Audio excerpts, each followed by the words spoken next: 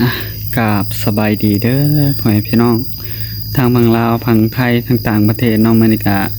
มาพบมาพอกับน้องทงอีกแล้วเนาะพ่อแม่พี่น้องเนาะเมื่อนี้ทางน้องทงก็อยู่เพื่อนเนาะพ่อแม่พี่น้องเนาะยังออกไปใช้บ่ได้เนาะพอดีน้ำมันรถเบิดยังถ้าเอารถน้ำนองละตีเพิ่นไปซื้อน้ำมันก่อนจังออกนอกได้เนาะว่าจะไปเอาผ้าเอายังมาทางหญ้าอยู่เพื่อนนี่แหละเนาะพี่น้องโดยตอนนี้ก็ทางกรุงทนกับอนามัยกับยังอนามัยได้บ่หลายเนาะมีแต่โรคหญ้าออกหมู่นี้เนาะมื้อวานนี้ฝนตกพี่น้องเอ้ยฝนตกตรงน้ำก็ได้น้อยเดียวเนาะน้ำตรงไว้กินเนาะน้ำนี่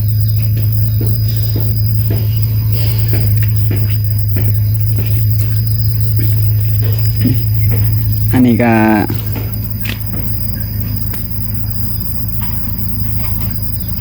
มะกล้วยน้ำเนาะน่าจะเป็นมะกล้วยน้ำเนาะนี่ตัวน้อยก็เกิดแต่ว่าตัวน่ะสูงเนาะทางนุ่งทุ่งตัดออกบ่ได้พ่อแม่พี่น้องตั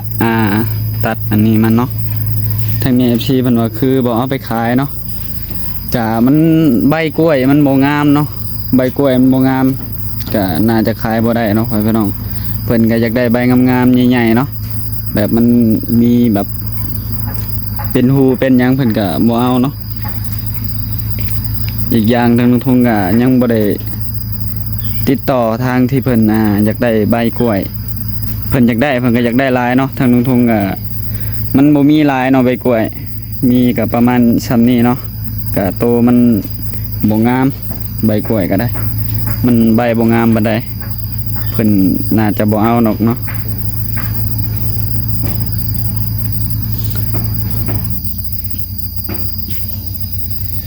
ผ้ามีดยังบ่มีก็ว่าสิมาเอาผ้าเอาหยังมาเอาเสียมเอาหยังมาเสียหญ้าอยู่เฮือนนี่ก็ถ้าให้น้องละตีเพิ่นมาก่อนได้ยินว่าน้องละตีเพิ่นสิมาเฮือนน้องทุ่งอยู่เนาะสิเอารถเพิ่นไปซื้อน้ำมันซื้อน้ำมันรถจากน้องทุ่งแน่เนาะ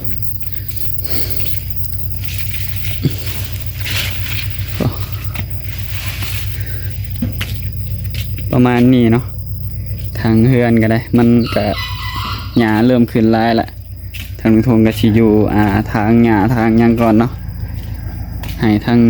แม่เพิ่นตัดพื้นก่อนเนาะพี่น้องตูบนี่ก็ส่วนหลายบ่มีไผมานั่งลิ้นเลยเนาะพี่น้องถ้าเฮ็ดขอไก่หรือว่าแนวอยู่ไก่อยู่ในนี้น่าจะได้เนาะพี่น้องเรือนั่นก็ขี้มันแห้งอีซั่นก็เอาไปใส่ผักใส่หยังเนาะน่าจะได้เพราะว่าส่วนหลายก็บ่มีไผมานั่งดอกทางนู้นทุ่งอยู่คนเดียวก็บ่ได้คอยมานั่งในนี้เนาะตูมก็เลยอยากใส่ทั้งพื้นมันเนาะก็บ่ได้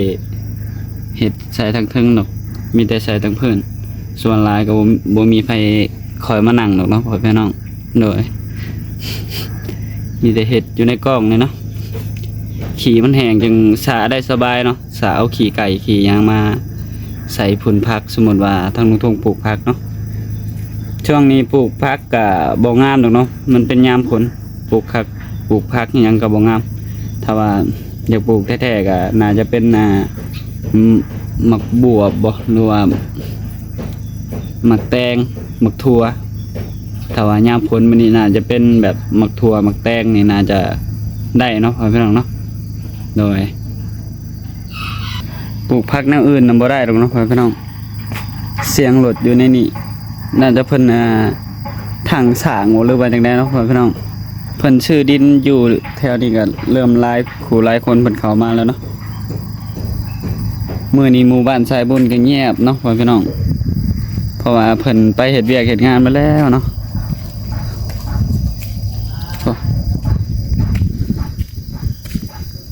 มะม่วงแถวนี้ก็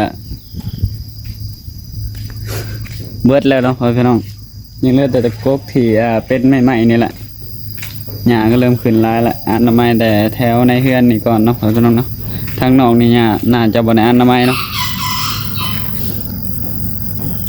ให้มันสะอาดแต่แถวในเฮือนนี่แหละโอ้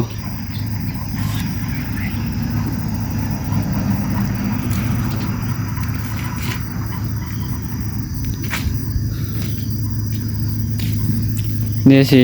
ไปหาเอาอันนั้นเนาะไปยืมค่าตั้งกล้องของเอ้ยดวงเพิ่นเนาะอยู่เตาถ่านบ่ช่วงนี้เพิ่นก็บ่ได้ถ่ายคลิปถ่ายหยังก็เลยอยากเอามาอันนั้นตั้งกล้องก่อนเนาะพี่น้องอันนี้ก็ทางลุงทงเอาโกกมังกรมาปลูกนำเนาะนี่ไอ้ต้นมะเขียบเนาะนี่เนาะเกิดอยู่ในเฮือนนี่ทางลุงทงก็ขนมาปลูกไว้นี่เนาะ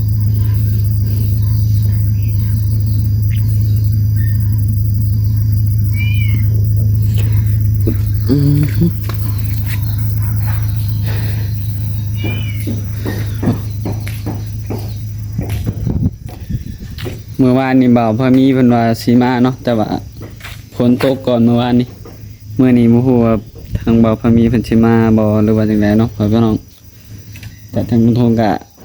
ทางป่าอยู่แถวนี้แหละถ้าเพิ่นมาก็น่าจะเพาะอยู่เฮือนนี่แหละเนาะพ่อพี่น้องโดยเสื้อผ้าไผเด้มาตากไว้ครัวน้องทงเนาะน่าจะเป็นเสื้อผ้าเฮือนแม่น้องโชคกันบ่มีหม่องผ้าตากเนาะก็บ่เป็นหยังเนาะพ่อพี่น้องให้เพิ่นผ้าตากอยู่นั่นนี่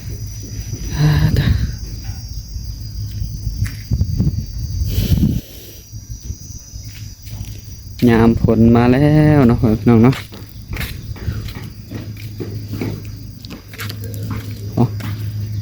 ช่วงหนึ่งทางน้องทงก็เสียแล้วเนาะหญ้าแถวนี้เพิ่นก็เริ่มเกิดอีกเลยดินนี่มันอยากเป็นดินรูปเนาะพ่อพี่น้องดินบ่พอพ่อพี่น้องสวยถ้าตักขี้ดินแถวนี้ได้เฉยน่าจะตักได้อยู่บนจังเนาะแต่ว่าตักมาถมนี่บ่ได้ดอกเพราะว่ามันเป็นดินเพิ่นเบิดแล้วเนาะพ่อพี่น้องมันเป็นดินเพิ่นเบิดแล้วถ้าว่าตักแบบเอามาปลูกผักใส่กับกระปุกที่เศษยังเหลือนะพอน่าจะได้เนาะพ่อพี่น้องทางน้องทงก็สิถางทางหลังนี่ก่อนเนาะแต่ตอนนี้ก็น่าจะเอามีดนี่แหละเนาะเอามีดพันก่อนเนาะโอเคเนาะตอนนี้ก็ทางลุงทุ่งก็ตั้งกล้องไว้อยู่ตู้น้องพ่อแม่น้องตั้งกล้องไว้ในตู้เอามีดอันนี้เนาะเอามีดนี่ตัดก่อนเนาะมีดในกระบาลมาแล้วเนาะโอเคเนาะ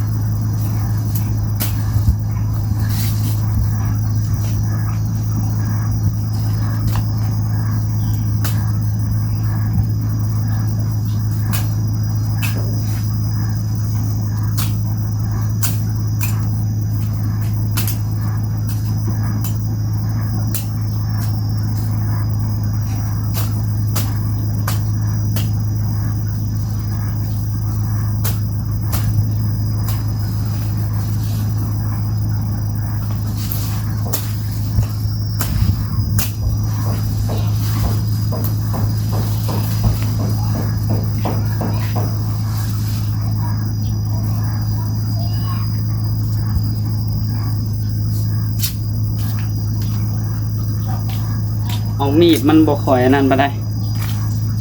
ตัดบ่ค่อยเข้าบ่ได้เนาะพี่น้อง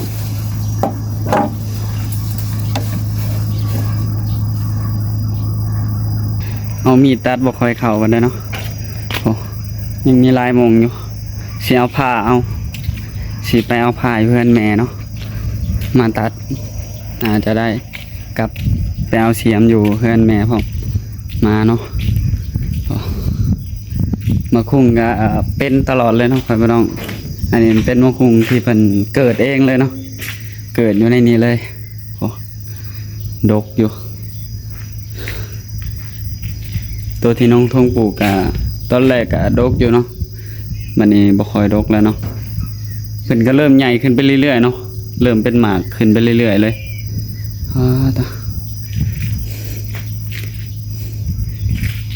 เดี๋ยวสิเอาอันนั้นพร้อมเนาะพี่น้องเอาเสียมเอาหยังมาแล้วก็ปัดกวาดในเฮือนพร้อมเพราะว่าปีกแมงเม่าก็ทั้งทงกวาดแล้วปัดแล้วเนาะมือนะเนาะพี่น้องเนาะโดยปัดกวาดแล้วมือนะก็ยังบ่อันนั้นบ่ได้มันยังออกบ่เบิดปานใดเนาะปีกแมงเม่ายามฝนแล้วมันมักออกเนาะมันแมงเม่ายังโอเค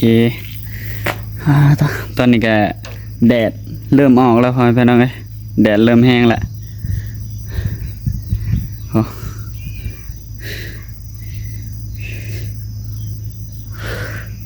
แดด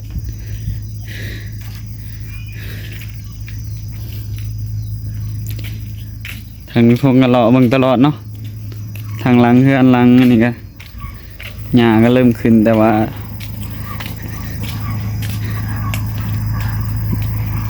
สิมือเอาผ้าเฮือนแม่ทาง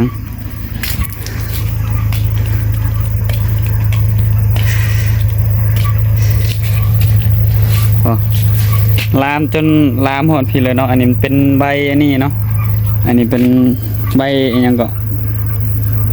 ลืมเลยทางนู้นกะจำบ่ได้แล้วเนาะอันนี้เพิ่นแบบยามออกลูกออกยางมาเพิ่นมักต้มอาบเนาะอันใบอันนี้มักต้มอาบเสียงรถเพิ่นอยู่ในนี้เนาะบ่แม่นเพิ่นถังสางบ่รู้ว่าจังได๋เนาะพี่น้อง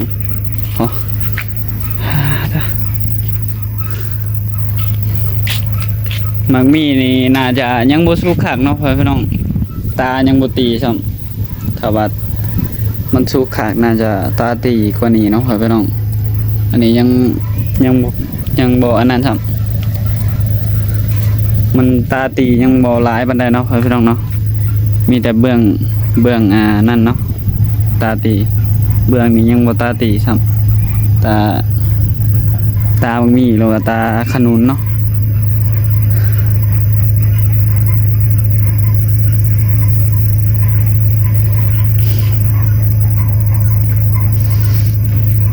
ไปแหลมเราอยากได้กกอันนี้เนาะกกมะกรวยนี่แต่ว่าบ่ฮู้มื้อใดระว่างเนาะเราสิมาขุดเอาเพิ่นว่าทางพวกก็น่าจะขุดออกจากกออยู่เนาะพี่น้อง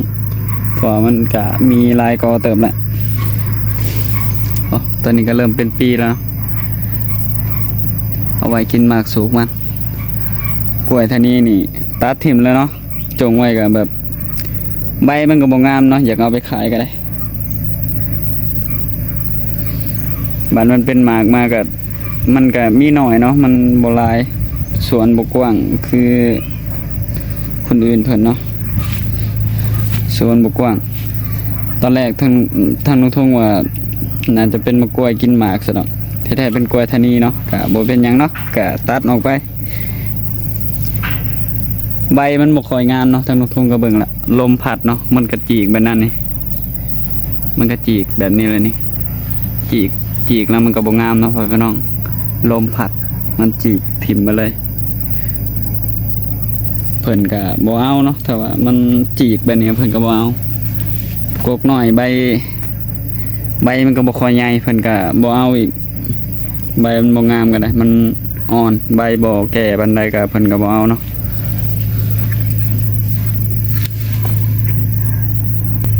เดี๋ยวสิลองถามไอ้แหลมเนาะตอนแรกก็แม่เพิ่นก็ว่าอยากได้มะกล้วยนี่ไปปลูกอยู่ว่าซั่นแต่ว่าเพิ่นยังบ่ได้มาเอาเนาะไอ้แหลมเราก็อยากได้ว่าสิมาขุดเอาอยู่ทางนุทงก็ให้เอาเนาะพี่น้องจงไว้จักกอสองกอเดี๋ยวก็เกิดอีกเนาะ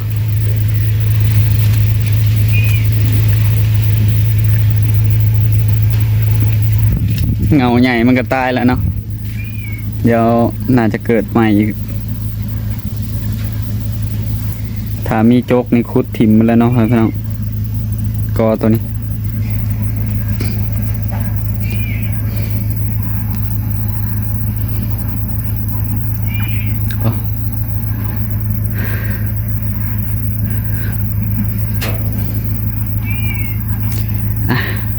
โอเคเนาะทางนุทงกา